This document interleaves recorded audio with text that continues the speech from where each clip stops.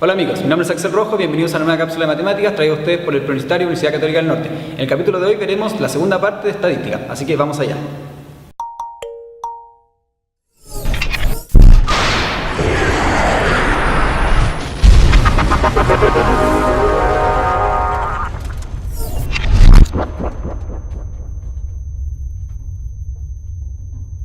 En primer lugar veremos la probabilidad condicional. Esto significa cuál es la probabilidad de que se dé un suceso A dado que se dio un suceso B.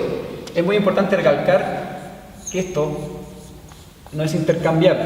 Quiere decir que luego la probabilidad de que se dé B dado que se dio un suceso A no es igual o no significa lo mismo a lo anterior. Puede darse el caso de que matemáticamente o numéricamente estos valores sean iguales, pero no representan lo mismo. Finalmente, la fórmula para resolver esto se expresa de la siguiente manera. Pero ahora vamos a ver un ejemplo donde va a quedar más claro el uso de ella. En el siguiente ejemplo tenemos una encuesta realizada a 120 personas sobre su preferencia a la pizza con piña. Y la información es la siguiente. Hombres dicen que 40 les gusta la pizza con piña y 20 no, mientras que 50 mujeres la prefieren y 10 no, y en total 120 personas. Entonces la pregunta es, ¿cuál es la probabilidad de que a una persona le guste la pizza con piña dado que es mujer? Por lo tanto, hay que definir las variables. En primer lugar, ñ la vamos a poner a le gusta la pizza con piña y m que sea mujer. Por lo tanto, esto queda planteado según la fórmula como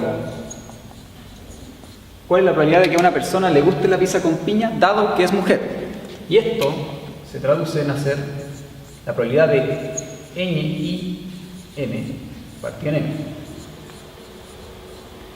La probabilidad de ñ y m no se saca como el video anterior multiplicando las probabilidades, porque estos no son sucesos independientes, es un mismo estudio y la información viene de un mismo lugar. Por lo tanto, habría que ver en la tabla qué personas, mujeres, les gusta la pizza con piña de un total. Entonces, la probabilidad de P intersección M o IM es 50 casos favorables sobre casos posibles. Y la probabilidad de elegir una mujer, P de M, es la totalidad de mujeres sobre el universo o sobre la población muestreada. Y eso quedaría como probabilidad de mujeres igual a 60 de 120. Finalmente, al realizar la división de estas probabilidades, se obtiene la respuesta que es 0,84. Por lo tanto, la probabilidad de que a una persona le guste la pizza con piña, dado que es mujer, es del 0,84 o 84%. Otra forma de tratar los problemas de probabilidad condicional es realizar un diagrama de árbol. En el siguiente ejemplo nos entregan que cierta universidad está distribuida en 3 facultades, de las cuales la distribución de estudiantes es 0,5 para la primera o 50%, 0,25 para la segunda y 0,25 para la tercera, de las cuales el 60% es mujer o un 0,6 y el 40% o un 0,4 son hombres para todas las facultades. Entonces la pregunta es, ¿cuál es la probabilidad de encontrar una alumna de la primera facultad? Por lo tanto, lo que se debe hacer aquí es multiplicar las ramas que nos están pidiendo. El problema dice la primera facultad, por lo tanto se considera esta y que sea un hombre, una mujer, por lo tanto considera esa rama. Al realizar la multiplicación de las propiedades se obtiene que es un 0,3 o un 30% de probabilidad de encontrar una alumna de la primera facultad. Otro uso del diagrama de árbol es combinar información que venga de distintas poblaciones. En el caso siguiente, la pregunta es, ¿cuál es la probabilidad de encontrar un alumno en la universidad? Sabemos que esta universidad está dividida en 3 facultades y puede haber hombre como mujer. Por lo tanto, cuando se dice o, como vimos en el video anterior, quiere decir sumar. Y esto se puede hacer aquí porque son poblaciones independientes. Por lo tanto, lo que hay que hacer es multiplicar cada rama para obtener la probabilidad de encontrar un hombre por facultad y luego se deben sumar. Por ejemplo, en la facultad 1, la probabilidad de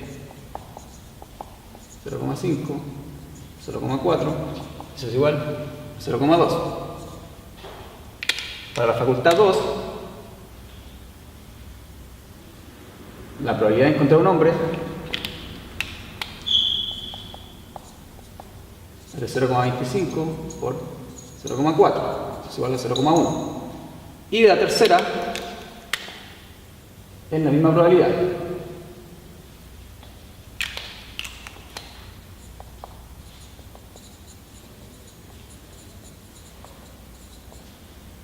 Finalmente, se realiza la sumatoria y se obtiene que es 0,4. Por lo tanto, bueno, con más probabilidad se multiplica por 100 y obtenemos que la probabilidad de encontrar un alumno dentro de la universidad es de 40%. Lo siguiente que veremos son las medidas de dispersión. Las medidas de dispersión son los sesgos matemáticos traducidos en algún parámetro. ¿Qué quiere decir con esto? Es la calidad de un estudio. Mientras mayor sea su medida de dispersión, peor es el estudio. Vamos a ver los 3 ejemplos que existen. El primero es el rango. El rango es el intervalo de valores que se tomaron para un experimento. Quiere decir que si en un grupo de 5 personas las edades encontradas fueron las siguientes, lo que se debe hacer para calcular el rango es considerar el mayor término, que sería 60, menos el menor, que sería 10. Por lo tanto, el rango de edades para este experimento es de 50. Si estos hubieran sido similares, hubiéramos tenido un rango de 1, por ejemplo, quiere decir que el estudio está más acotado a cierta población. La desviación estándar entrega la variación de los términos respecto a un término central. Se puede entender como una diferencia en un cálculo. Por ejemplo, este plumón mide 10 centímetros y fue calculado, obviamente, pero alguien puede decir que mide 12 o mide 8. ¿Esto por qué pasa? Porque existen errores en los instrumentos o error humano. Bueno, y se simboliza por la letra sigma. Respecto al ejemplo anterior, tenemos que el fabricante entrega que el plumón es de 10 centímetros. Si alguien dice, yo lo medí y mide 12, y otra persona dice que mide 8, quiere decir que hay una desviación estándar de 2 centímetros, ya que esto representa más o menos 2 centímetros. Y estos sesgos matemáticos ocurren por errores en los instrumentos o error humano. En general, se simboliza así: el término central y la desviación estándar suma y resta, pero dependiendo de la distribución que siga, es como se verá el gráfico.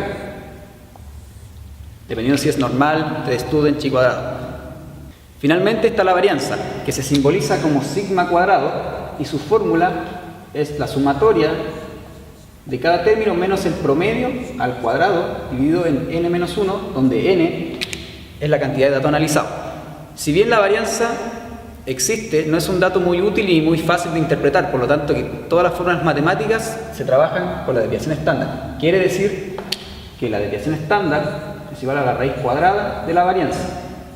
O para no confundir las letras, se trabaja también como S cuadrado. Y por último veremos la distribución binomial. La distribución binomial se utiliza cuando un experimento tiene 2 posibles resultados, llamados éxito y fracaso. Y sigue la siguiente fórmula, que si bien se ve complicada, no lo es y lo veremos en un ejemplo. Pero ¿qué parámetros hay involucrados? La combinatoria, n, que es el número de ensayos realizados, x, que es la cantidad de éxitos esperados, lo que yo considere éxito, y p, la probabilidad del éxito. Considerando que P debe estar entre 0 y 1, porque es o 0% o 100% que se realice algo. Nos preguntan, ¿cuál es la probabilidad de obtener un número 3 2 veces consecutivas tras lanzar un dado 4 veces? ¿Por qué este experimento se puede considerar binomial? Porque se está pidiendo que el resultado sea 3. Eso quiere decir que yo lanzo el dado y obtengo 3, ese sería mi éxito, o no obtener 3 es fracaso. Distinto sería que si se hubiera dicho cuál es la probabilidad de obtener un número par. Ahí ya no sería binomial porque existen 3 posibilidades, 2, 4 y 6. Por lo tanto, hay que ordenar la información. Lo más fácil que sale es n, que es igual al número de intentos. Y acá dice que es 4 veces. X, que es las veces que yo quiero conseguir el éxito, es 2, porque dice obtener el número 3 2 veces consecutivas. Finalmente, la probabilidad de éxito se saca obteniendo cuál es la probabilidad de obtener un número 3 en un dado. Y eso sería un sexto, ya que solo hay un número 3 para 6 casos posibles. Bueno, y en primer lugar se resuelve la combinatoria. La combinatoria significa n de x es igual a n factorial dividido en x factorial n menos x factorial. Un factorial significa multiplicar los números naturales hasta obtener el número en cuestión. Por ejemplo, el factorial de 2 es igual a 1 por 2. Ese es el factorial. En base a esto, tenemos que n es 4. 4 factorial dividido en x2, 2 factorial, n menos x factorial, que sería 4 menos 2, 2 factorial. Al resolver esto sería 1 por 2, por 3, por 4, dividido en 1 por 2, 1 por 2. Y eso es igual a 24 dividido en 4. Por lo tanto, la combinatoria nos da 6. Luego de obtener el cálculo de la combinatoria, que es lo más difícil de obtener, se realiza el cálculo de 1 menos p, donde p es la probabilidad de éxito. Lo que le falta a un sexto para llegar a 1 es 5 sextos. O podrían hacer la resta de fracciones que están en los videos anteriores. Bueno, y reemplazando los datos, nos encontramos con lo siguiente. La combinatoria, que es 6, por probabilidad de éxito, que es un sexto, a la x, que es 2, por la probabilidad de 1 menos p, sería 5 sextos, por n menos x, que es 2 también. Se realizan las potencias y obtenemos estas fracciones. Finalmente se hace la multiplicación de fracciones, que es lineal, y también se puede simplificar, por ejemplo el 6 con el 36 y queda 6 aquí abajo, para finalmente obtener 25 dividido en 216. Esta fracción representa a 0,1157. Para pasar a probabilidad o porcentaje se multiplica por 100 y obtenemos un 11,57%. Por lo tanto, esto significa que al lanzar 4 veces un dado tenemos un 11,57% de obtener un número 3 2 veces consecutivas. Como resumen de esta cápsula se obtienen dos cosas importantes. En primer lugar, hay que dibujar las situaciones planteadas en un problema de probabilidad con un diagrama de árbol. Siempre va a ser más fácil resolverlo de esta forma. Y hay que considerar siempre que la sumatoria de las ramas da 1, porque sería un 100%.